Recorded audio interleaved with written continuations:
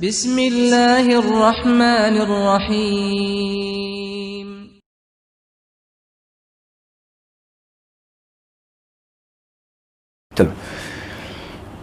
نحمدہ ونصلی علی رسولہ الکریم، اما بعد، اعوذ باللہ من الشیطان الرجیم، بسم اللہ الرحمن الرحیم۔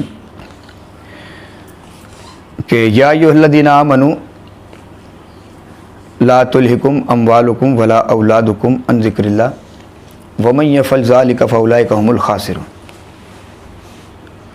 کہ اے لوگو، ایمان والو، کہ لا تہلکم اموالکم ولا اولادکم عن ذکر اللہ، کہ تم کو کہیں ہلاک نہ کر دے یہ تمہارا مال اور تمہاری اولاد،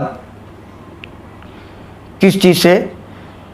کہ اللہ کے ذکر و اذکار سے کہیں تم کو غافل نہ کر دے۔ وَمَن يَفْعَلْ ذَلِكَ فَأُولَئِكَ هُمُ الْخَاسِرُونَ، کہ فرمایا کہ اگر جو شخص اس ذکر و اذکار سے غافل ہو جاتا ہے کہ وہی لوگ جو ہیں خسارہ پانے والوں میں سے۔ اب دیکھیں، ذکر و اذکار کی اتنی بڑی فضیلت ہے، مختصراً 2-4 منٹ کی بات، کہ اب ذکر و اذکار کی بات کی جائے تو لوگ بولتے ہیں سبحان اللہ، الحمدللہ، اللہ اکبر پڑھتے ہیں نماز کے بعد، یہ ہمارے ذکر و اذکار ہیں۔ نہیں،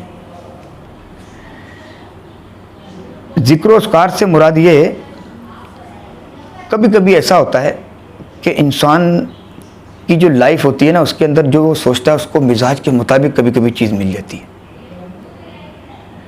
اور کبھی کبھی ایسا ہوتا ہے جو انسان سوچتا ہے نا اس کو مزاج سے ہٹ کے کوئی چیز مل جاتی ہے، اور کبھی کبھی ایسا ہوتا ہے کہ اللہ رب العالمین انسان کو روزی ایسی جگہ سے دے رہے ہوتے ہیں جہاں پہ اس کو وہم و گمان نہیں ہوتا۔ اب کیا ہے کہ جب کبھی بھی کسی بھی انسان کو کسی بھی صورت میں کسی بھی شکل میں کوئی بھی چیز جب مزاج کے مطابق جب مل جائے تو اس کو کیا کرنا ہے؟ الحمدللہ پڑھنا ہے، اللہ کا شکر ادا کرنا ہے۔ دیکھیں، یہ آ گیا ذکر، یاد کیا، کیوں؟ جو سوچا کسی بھی صورت میں کسی بھی شکل میں جو چیز تھی وہ مل گئی، فوراً ہم نے اس چیز کو سیو کرنا ہے۔ جب ہم الحمدللہ پڑھیں گے تو وہ ہماری نعمت سیف ہو جائے گی، ایک بات۔ دوسری چیز، جب مزاج سے ہٹ کے کوئی چیز ملے تو اس کے اوپر کیا کرنا ہے؟ جیسے اللہ رب العالمین قرآن میں فرما رہے ہیں اذا اصابتم مصیبت قالوا انا للہ وانا الیہ راجعون، کہ جب تم کو کوئی پریشانی یا مصیبت آن پہنچے تو تم نے کیا کرنا ہے؟ انا للہ وانا الیہ راجعون پڑھتے رہنا ہے۔ اب جب ہم نے کیا کانسیپٹ بنا لیا کہ کسی نے بولا بھائی وہ مر گیا ہے، اچھا وہ مر گیا ہے، انا للہ وانا الیہ راجعون، بس، اس کے علاوہ کسی چیز پہ ہمارا انا للہ نہیں۔ اب قرآن کہہ رہا ہے اذا اصابتم مصیبت، کوئی بھی ہو مصیبت یا پریشانی۔ اب دیکھیں کبھی کبھی بیٹھے تو ایک دم بتی چلی گئی، انا للہ وانا الیہ راجعون، کیوں؟ یہ پریشانی ہے۔ اچھا، کبھی کبھی ایسا ہوتا ہے کہ لائف کے اندر نا کوئی چیز آن دا اسپاٹ جب ڈھونڈو نا غائب ہو جائے گی۔ اچھا، نہیں ڈھونڈو، آنکھوں میں گھوم رہی ہوگی ایسے سے نا، کیوں؟ ضرورت ہی نہیں ہے۔ اب موقع پہ ضرورت ہے وہ ادھر گھوم رہی ادھر، مگر ہمیں نظر نہیں آ رہی، اس وقت کیا کرنا ہے؟ انا للہ وانا الیہ راجعون۔ کیوں؟ اللہ فرما رہے نا اذا اصابتم مصیبت، اب یہ ہم کو پریشانی یا مصیبت آئی، ڈسٹربنگ آئی ہے، اس میں جیسے ہی ہم اللہ کو یاد کریں گے، جیسے ہی ذکر و اذکار شروع کریں گے تو ہمارے معاملے میں آسانی ہوگی۔ وہ کیسے شروع کریں گے؟ انا للہ وانا الیہ راجعون۔ کیوں؟ پریشانی ہے، یاد کر رہے ہیں، یہ ذکر کر رہے ہیں، اللہ کو یاد کر رہے ہیں، سمجھے؟ تو یہ کیا ہے کہ مزاج سے ہٹ کے جب کوئی چیز مل جائے تو ہم نے فوراً انا للہ وانا الیہ راجعون، میں نے اللہ کو یاد کرنا ہے، خوشی میں بھی پریشانی میں بھی۔ اب کبھی کبھی ایسا بھی ہوتا ہے کہ ہمیں وہاں سے روزی ملتی ہے جہاں وہم و گمان میں نہیں ہوتا، وہ دو باتیں۔ یا تو کبھی کبھی ایسا ہوتا ہے ہمارے منہ سے ایسے ذکر و اذکار یا کچھ ایسے کلمات ہمارے منہ سے نکلے ہوئے ہوتے ہیں جو اللہ رب العالمین کو بڑے پسند ہوتے ہیں، بہت پسند، اللہ اس کی توسط سے ہمیں روزی نواز رہے ہوتے ہیں، یا تو ماں باپ کی دعائیں لگی ہوتی ہیں۔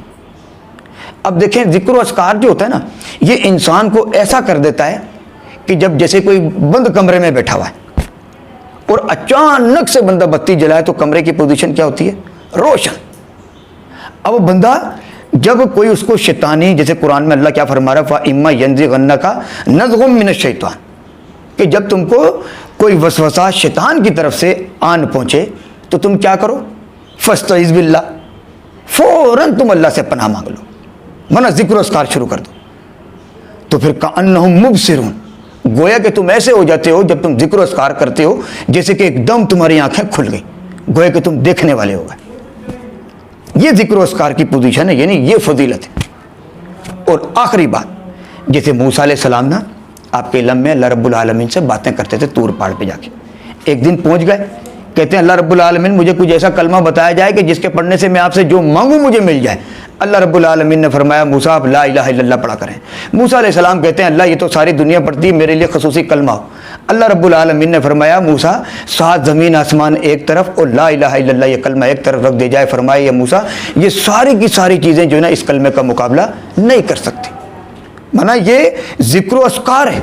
اب اللہ کے نبی کیا فرما رہے ہیں؟ افضل الذکر لا الہ الا اللہ، بہترین سے بہترین اگر کوئی ذکر ہے تو وہ کیا؟ وہ لا الہ الا اللہ۔ مانا ذکر و اذکار، ہم نے ذکر و اذکار پہ توجہ دینا ہے۔